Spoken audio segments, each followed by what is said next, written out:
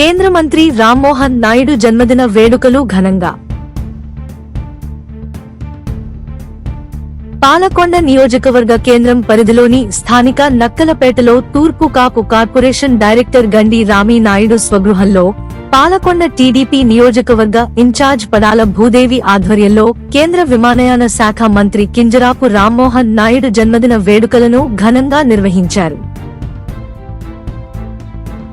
ఈ సందర్భంగా cake cut చేసి మంత్రిగారి జన్మదినాన్ని ఉత్సాహంగా జరుపుకున్నారు.